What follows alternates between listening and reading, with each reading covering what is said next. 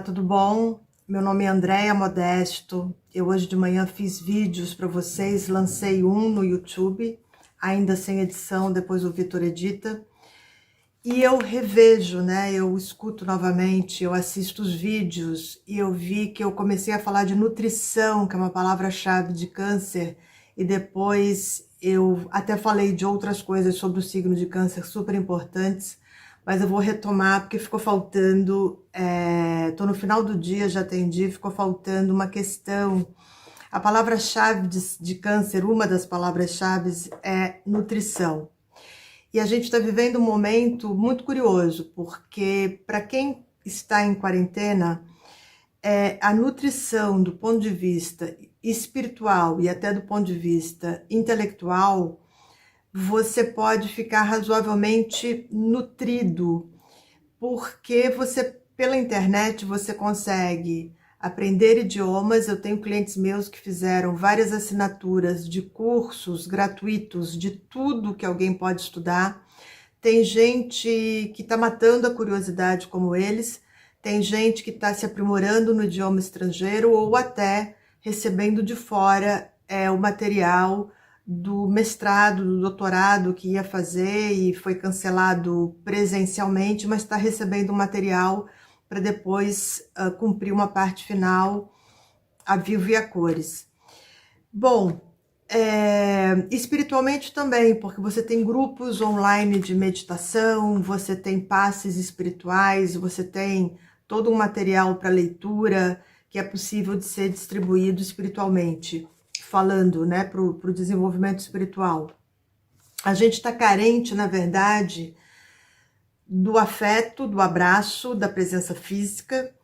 E na questão da alimentação é meio 880, porque aqueles que sabem cozinhar, ok, estão felizes, podendo comer comida fresquinha e coisa e tal. Quem está trabalhando muito e não sabe ou não gosta de cozinhar, está na base da pizza, dos deliveries de comida congelada, dos deliveries. Agora eu descobri um delivery vegano, eu tenho dois. Tem um vegetariano, tem um que não é vegetariano, mas que é super legal, e agora eu descobri um terceiro, que é vegano e é bem pertinho da minha casa. Depois, se eu gostar, eu passo para vocês no astrodestino.com.br ou no Facebook. A alimentação é uma das questões aí da virada da Era de Aquário e, curiosamente, é uma das questões que pertence à Era de Peixes, porque o signo de Virgem traz a necessidade de perceber a alimentação como remédio, e já na década de 60, 70, a macrobiótica e outros tipos de alimentos mais puros começaram para uma minoria a serem propagados. Hoje é uma realidade, né? Aquilo que fazia de mim, sobretudo, uma pessoa esquisita, porque fazia dieta de arroz integral, fazia jejuns na década de 60, 70, hoje as pessoas absorvem, as pessoas entendem que é preciso purificar o corpo. Na Era de Aquário, o que a gente vai ter é uma continuidade dessa necessidade da mudança da alimentação, que era de Virgem Peixes, a purificação da alimentação através do conhecimento de Virgem, e também como a tendência é voltar, retornar para dentro de casa. O que muitos cientistas preveem mais para frente são as casas mesmo, as unidades, gerando sua energia solar, tendo a sua horta no quintal e podendo ser meio autossuficiente. A gente está voltando para uma vida mais simples, mais perto do natural. Dentro disso, eu queria que a gente pensasse sobre duas coisas. O que a gente come, o que a gente absorve, o que a gente ingere, tanto do ponto de vista do alimento mesmo, da comida, quanto do ponto de vista intelectual, porque Lógico que as fake news deixam você absolutamente intoxicado, e aí chega uma hora que você desliga e dá um tempo daquilo, daquela confusão, quem é que está com a verdade. As fake news são do efeito de Netuno. Aqui o que eu estou querendo abordar ainda é o lado canceriano daquilo que a gente ingere. Eu não consigo entender por que tantas pessoas que até se dizem espirituais conseguem se alimentar de tanta violência, não da realidade hoje dos Estados Unidos, mas dessa realidade que é mostrada em trocentos filmes. Não precisa nem ser os filmes de terror, né? É o que Hollywood gasta de tinta vermelha, de ketchup para efeitos especiais, para cabeças cortadas e blá blá blá, é muito. Então, assim, é bastante curioso que você tenha uma preocupação espiritual e que você sente na frente do Netflix ou de qualquer outro canal que você tenha e veja tanta violência e depoimentos das mentes criminosas, como se a gente tivesse que aprender alguma coisa com elas.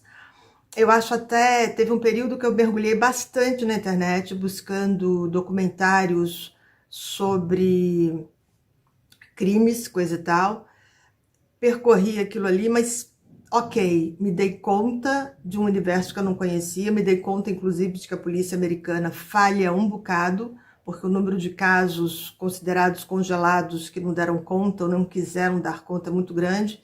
E encerrei porque chega uma hora que o repertório precisa de outras coisas, né? É como se eu tivesse tido a necessidade de entender ou conhecer um universo que eu não conheceria, porque são todas histórias verdadeiras.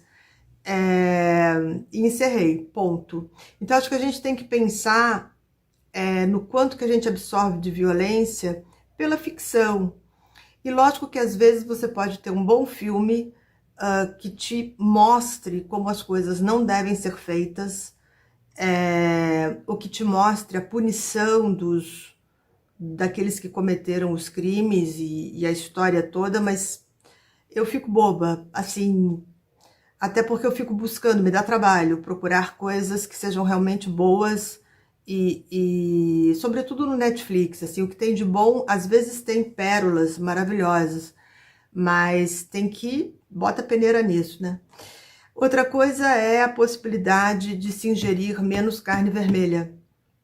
Eu sei que tem gente que não consegue mudar o hábito, não precisa deixar de comer carne vermelha, mas pelo menos coma menos, porque essa é uma das propostas. Não precisa ser vegano. Eu como peixe, como ovo, como queijo, mas diminuir um pouco a ingestão de carne vermelha e de frango, dentro dessa proposta de um mundo novo, dessa nova era. Fazer um pouco a nossa parte, porque eu acho que a gente tem que agradecer e tentar dar um significado porque é que a gente está vendo essa virada de era. Para mim é uma bênção, é um privilégio sem tamanho. Talvez a garotada não tenha noção disso, e talvez o pessoal que nasceu já, que não é tão garotada assim, que nasceu na década de 90, também não tenha a percepção do privilégio que é poder ver essa guinada, poder entender o que é história, poder entender o que é a decadência de uma era, o que é a decadência dos Estados Unidos, as claras, não deu conta da pandemia, uma bagunça política, não que aqui seja muito diferente, mas era o símbolo, um dos grandes símbolos da era de peixes, o país referência do Ocidente.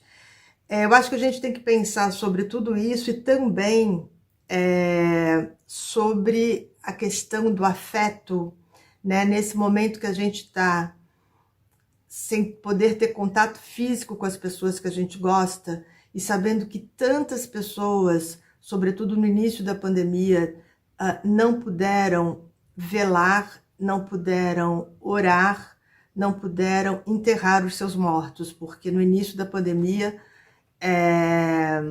muitas pessoas não tiveram esse direito. Uma das grandes dificuldades do ser humano e ainda mais dos rapazes, porque a expressão da emoção é a expressão através do signo de câncer. Signo de câncer expressa o amor, é espontâneo, diz o que sente da maneira mais juvenil, às vezes, da maneira mais infantil, porque a criança diz o que sente, a criança diz se gosta, se não gosta. Essa é uma dádiva de câncer, a expressão da afetividade, poder falar o que sente, poder traduzir, não só porque oferece um pedaço de bolo, porque oferece um abraço, porque chora junto, mas porque diz, né, gosto de você, ou amo você, senti falta de você.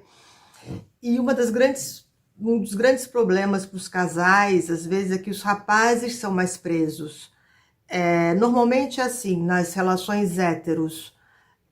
Nas relações homoafetivas, às vezes é mais da personalidade de cada um, né? As mulheres falam mais, né? A gente fala mais. Mas tem pessoas que, às vezes, até pela própria criação, foram bastante reprimidas na expressão das emoções, ou têm medo de se expor e se sentir frágil, porque o outro sabe que então você tá afim e você tá gostando. Ou até não se queixa, né? O contrário também não se queixa porque tem medo de magoar. E aí os problemas vão virando um grande tapete que depois sufoca o casal. Então, eu acho que nesse momento que a gente só está podendo se ver virtualmente e que tantos perderam pai e mãe, filhos, irmãos, amigos, sem poder se despedir, acho que o signo de câncer vem para isso também, para a gente perder o medo de dizer aquilo que está no coração, aquilo que está na alma.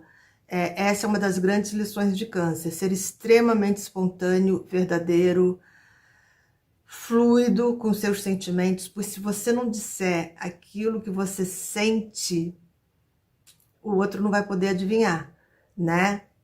Dizer que você precisa da presença do outro, dizer sem cobrança, sem carência, né? Não pode cair no extremo oposto, não é para fazer melodrama, é só para dizer que sentiu falta, que está com vontade de abraçar, porque nem sempre você sabe, a vida prega peças na gente, né? Mesmo o astrólogo que faz previsão, a vida é muito maior do que nós.